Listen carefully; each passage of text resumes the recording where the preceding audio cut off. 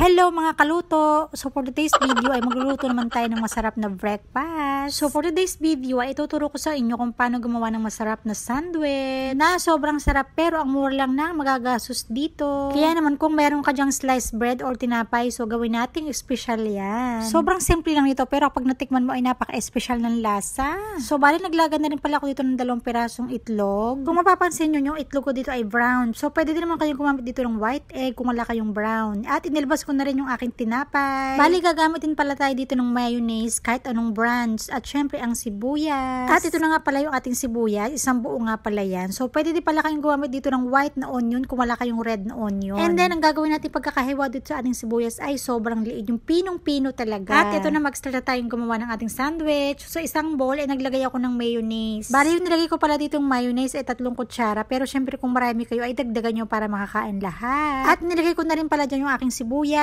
So nagtimpla na rin ako dito ng konting asin, mga 1 teaspoon at saka white pepper. And naglagay na rin pala ako dito ng konting white sugar, mga 1 teaspoon, hindi ko lang nasama sa video. And then nilagay ko na rin dito yung mga itlog. So kung maglalaga pala kayo ng itlog, so make sure nyo lang na hard boiled yung ilalagay nyo dito. Para naman syempre maganda yung kalalabasan ng ating sandwich kasi pag gumamit kayo dito ng half cook na itlog, ay papangit yung ating sandwich kasi magkakaroon siya ng tubig or magsasabaw siya. Kaya wag kayong gagamit ng half cook na itlog. At ito na, ready na yung ating sandwich. O diba sobrang dali lang gawin at napakasarap nito. So naghiwa na rin pala ako dito ng cucumber para mas healthy. At yung timpla na pala dyan, katulad ng mga asin at asukal. So nakadepende na sa inyo kung gaano yung gusto nyong timpla kasi kayo naman yung kakain. At ito na, naglagay na nga ako sa akin tinapay at ng makakain. Alam nyo ba na bagay talaga itong pang breakfast lalo sa coffee. Kaya naman kung hindi mo pa ito na-try, ay try mo na kasi sobrang sarap nito. Para naman hindi boring yung tinapay sa umaga, diba? Kahit sa merienda ay pwede rin pala to. At nung malapit na nga mag-lunch, ay naisipan ko na maglakad-lakad. So nandito nga pala ako sa Petaling Street. Bale, ito nga palang Petaling Street ay parang tinatawag din nila na Little Chinatown ng Malaysia. At ito na naman talaga inisipat ng aking mga mata, mga pagkain. At alam nyo ba na sobrang mura nito? At ito ay buffet din. So ayan, kung makikita nyo, sobrang daming choices at hindi ko nga alam kung ano yung kukuhanin ko. At dahil nga hindi pa rin ako nagla-lunch, so dito na rin ako kumain.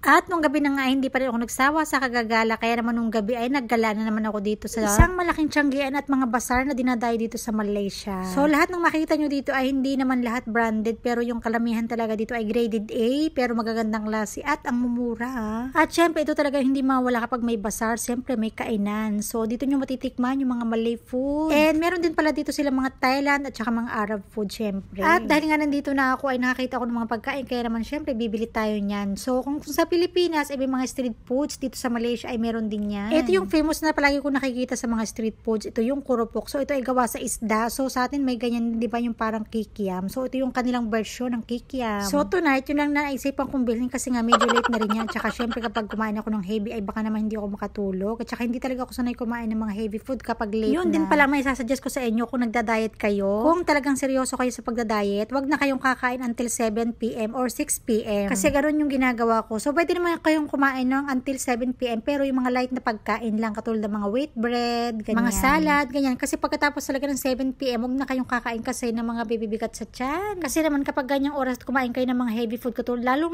na yung kanin, ay naku, yan talaga yung mga nagiging fats. Especially talaga kapag lalo na kung wala kang workout or hindi ka mahilig mag-exercise, yan talaga yung mga nagiging fats sa katawan mo. At dahil nga bumili tayo ng street food, so syempre kailangan natin ng panula. At dito nga ako nagpunta sa stall na to, sobrang daming choices. At ito na naman talaga, nalilito ako kung ano talaga yung bibilhin ko. Hanggang sa nakapag-decide na nga ako na ito na lang yung binilhin ko, yung vanilla Oreo cookie. Sobrang sarap nito. Sobrang nagko-complement talaga yung vanilla milk doon sa Oreo. Totoong Oreo talaga yung nasa loob niya. So yun lang for today's video at uuwi na ako ng bahay. Salamat po sa panonood. Bye. God bless.